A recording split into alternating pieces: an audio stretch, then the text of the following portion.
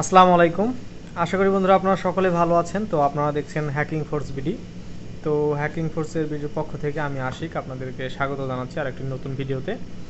তো আজকে যে ভিডিওটা আমরা শেয়ার করব, তো ভিডিওর থাম্বনেল দেখে আপনারা অলরেডি বুঝতে পারছেন যে আজকের ভিডিওটি হতে চলেছে কিভাবে আমরা একটি ট্রান্সফরমার থেকে দুই ধরনের ভোল্টেজ আউটপুট নেব।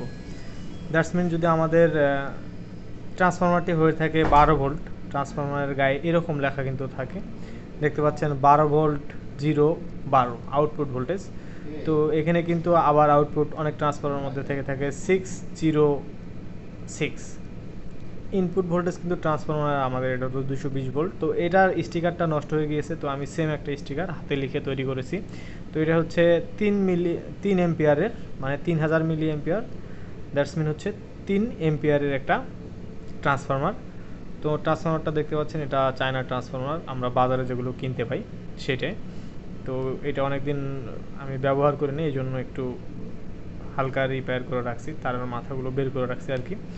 তো আমি থাম্বনেলে যেমনটা বলেছি যে একই ট্রান্সফরমার থেকে আমরা, যেহেতু এটা 12 ভোল্টের ট্রান্সফরমার, 12 ভোল্ট হিসাবে কিনেছি, তো এখানে দেখা যাচ্ছে যে 12 0 12, দ্যাটস মিন এখানে আমরা কিভাবে 12 ভোল্ট এবং 24 ভোল্ট দুটাই বের করতে পারবো, সেই ওয়েটা আমি আপনাদেরকে দেখাবো। আপনাদের যদি অনেকে জানা থাকে তাহলে আপনারা তো অনেক দূর আগাই গেছেন। আর আমার এই ভিডিওটা তাদের জন্য যারা আমার ছোট ভাই এবং আমার বড় ভাই আছেন, যারা এই সম্পর্কে জানেন না, তাদের জন্য বা তাদের উদ্দেশ্য করে এই ভিডিওটা তৈরি করা। তো বন্ধুরা, আপনারা অনেকেই রেকটিফায়ার সম্পর্কে জানেন। তো রেকটিফায়ার হচ্ছে এমন একটি ডিভাইস বা এমন একটি ইলেকট্রনিক্স পার্ট যেটাকে এসি ভোল্টেজকে ডিসি ভোল্টেজে রূপান্তরিত করে। দ্যাটস মিন আমরা এই ট্রান্সফরমার থেকে যে ভোল্টেজটা পাবো, এটা এই মিটারের মাধ্যমে আমাদেরকে কিন্তু এই যে এসি মেজারমেন্ট করতে হবে। এই যে দেখতে পাচ্ছেন এখানে এসি সাইন, তো আমাদেরকে কিন্তু এসি মেজারমেন্ট করতে হবে যখন আমরা এই রেকটিফায়ারটি ইউজ করব, বা এই ধরনের যেটাই রেকটিফায়ার ইউজ করি না কেন সেটাকে কিন্তু আমরা ডিসি ভোল্টেজে মেজারমেন্ট করব। দ্যাটস মিন আমরা ডিসি ভোল্টেজ পাবো। তো বন্ধুরা, আমরা অ্যাট ফার্স্ট দেখবো যে এই 12 ভোল্ট ট্রান্সফরমার থেকে আমরা যে এসি ভোল্টেজটা পাবো সেটা মেজার করব আগে। সো বন্ধুরা, আমরা অলরেডি কিন্তু ট্রান্সফরমার পাওয়ার দিয়ে দিয়েছি। তো দেখতে পাচ্ছেন আমার ট্রান্সফরমার টেস্টারটা এখানে গ্লো হচ্ছে, তো এই যে দেখতে পাচ্ছেন। তো ট্রান্সফরমার পাওয়ার দেওয়ার পরে আমরা জাস্ট এখানে পরিমাপ করব। তো বন্ধুরা, এখানে দেখতে পাচ্ছেন যে আমরা যদি এই দুই টার্মিনাল ধরি তাহলে এখানে দেখাচ্ছে 27 ভোল্ট, দ্যাটস মিন 12 12 24। তো এখানে যেহেতু লোড নাই, তো ভোল্টেজটা একটু বেশি দেখাচ্ছে। আর এই টার্মিনাল দুইটার সঙ্গে যদি আমরা একটা মাঝের মানে 0 ভোল্টটা ধরি তাহলে দেখতে পাচ্ছেন 12 ভোল্ট প্লাস কিন্তু আমাদেরকে দেখাচ্ছে। দ্যাটস মিন এখানে একটু ভালো করে ধরতে হবে।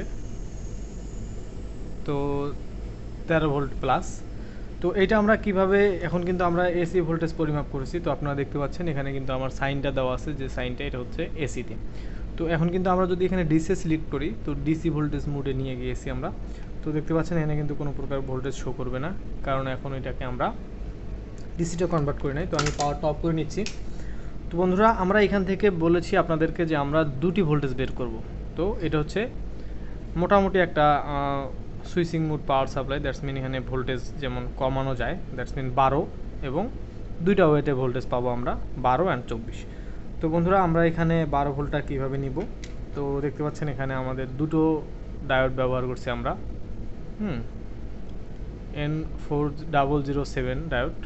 তো এই ডায়োডের মাথায় আমরা একটু দ্যাটস মিন একটু সোল্ডারিং করে নিই এখানে। তো আমি ডায়োডের মাথায় একটু সোল্ডারিং লিড ভরাই নিলাম। তারপরে বন্ধুরা, এখানে দেখতে পাচ্ছেন যে আমরা যদি এই যে এই দুইটাতে আমরা কিন্তু 24 ভোল্ট পেয়েছি, মানে 12 12। তো আমরা 12-র দুই মাথায় যদি ডায়োডের নেগেটিভ প্রান্ত লাগাই, তো এখানে দেখতে পাচ্ছেন আমি এটা সোল্ডার করে দিলাম। একইভাবে এই অপর মাথাটা এখানে সোল্ডার করে দিলাম। তো দেওয়ার পরে আমরা কিন্তু এখানে পজিটিভ ভোল্টেজ পাবো, আর 0 ভোল্ট কিন্তু এখান থেকে পাবো। তো বন্ধুরা, আমি আবার সেমভাবে মিটারটা নিলাম, নেওয়ার পরে এখন কিন্তু আমরা এখানে ডিসি ভোল্টেজ সিলেক্ট করছি। তো আমরা পাওয়ার দিলাম, দেওয়ার পরে তো বন্ধুরা এখানে দেখতে পাচ্ছেন আমরা কিন্তু এখানে দেখেন আমরা কিন্তু 12 ভোল্ট পাচ্ছি ডিসি। তো আমি আপনাদেরকে দুটি কন্ডিশন দিয়েছিলাম যেখানে আমরা দুটি ভোল্টেজ পাবো। তো বন্ধুরা কীভাবে দুটি ভোল্টেজ পাবো সেটা আমরা এখন দেখব। সো এইটা থেকে এই দুই মাথা থেকে যখন আমরা এখন এটা পজিটিভ, এটা হচ্ছে নেগেটিভ, এখানে আমরা 12 ভোল্ট পেয়েছি। তো এখন আমরা দেখব কীভাবে আমরা এখান থেকে 24 ভোল্ট পাবো।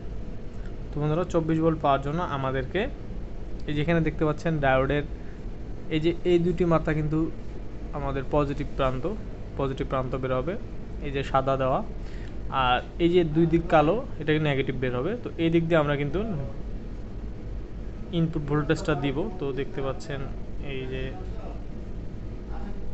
বন্ধুরা এটা আমরা সেম এই প্রসেসে এই দুই 24 ভোল্টেজের মাথায় সেট করব। এই যে দুটো 24। তো দেখতে পাচ্ছেন আমি প্রথমে এই মাথাটা এখানে সোল্ডার করে নিলাম। তো আপনারা চাইলে এখানে তার দিয়ে বর্ধিত করে কিন্তু এটা ফিটিং করতে পারেন। তো আমার এখানে জাস্ট আপনাদেরকে দেখানোর জন্য ভিডিওটা তৈরি করা।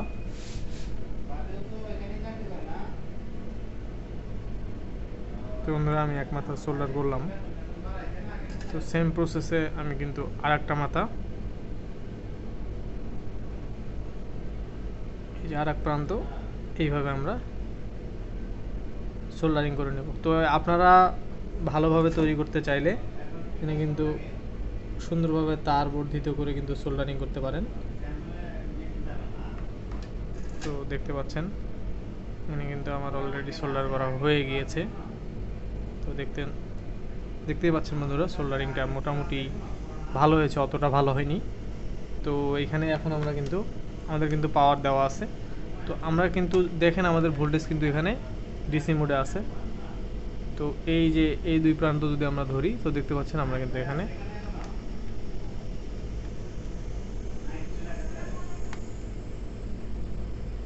দেখছেন বন্ধুরা 24 ভোল্ট পাচ্ছি। সেম প্রসেসে এইখানে এই রেকটিফায়ারের প্রান্ত আর এটা যদি ধরি তাহলে কিন্তু আমরা 12 ভোল্ট পাচ্ছি। তো দ্যাটস মিন এটা দিয়ে আমরা কিন্তু একটা পাওয়ার সাপ্লাই তৈরি করতে পারবো যেখানে আমরা দুটি ভোল্টেজ পাবো, একটি হচ্ছে 12 আর একটা হচ্ছে 24। এটা দিয়ে আমরা 12 ভোল্টেরও কোনো লোড চালাইতে পারবো এবং 24 ভোল্টেরও যে কোনো লোড চালাইতে পারবো 3 এম্পিয়ার পর্যন্ত, মানে 3000 মিলি এম্পিয়ার পর্যন্ত। তো বন্ধুরা আজকের ভিডিওতে থেকে আপনারা অনেক কিছু শিখতে পেরেছেন কিভাবে একটি ট্রান্সফরমার থেকে দুটি ভোল্টেজ আউটপুট নেওয়া যায় এবং এটা দিয়ে দুটি ভোল্টেজের লোডকে আপনারা চাইলেই ব্যবহার করতে পারবেন। তো বন্ধুরা আজকের ভিডিওটি যদি ভালো লেগে থাকে অবশ্যই ভিডিওতে একটি লাইক করবেন, যে কোনো সমস্যার জন্য কমেন্ট করবেন, আমি চেষ্টা করবো আমার সাধ্যমতো যতটুকু আমার জানা আছে আপনাদের সমাধান দেওয়ার জন্য। আর যারা নতুন দর্শক এখনও আমাদের চ্যানেলে সাবস্ক্রাইব করে আমাদের চ্যানেলের সদস্য হন নাই, প্লিজ সাবস্ক্রাইব করে আমাদের চ্যানেলের সদস্য হয়ে যাবেন। আর যারা ভিডিও দেখার পরে পছন্দ হয়েছে কিন্তু লাইক বাটনে এখনও প্রেস করেন নাই, প্লিজ লাইক করে দিবেন। তো বন্ধুরা পরবর্তীতে আবার নতুন ভিডিওতে দেখা হচ্ছে, সে পর্যন্ত সকলে ভালো থাকবেন, সুস্থ থাকবেন, আল্লাহ হাফেজ।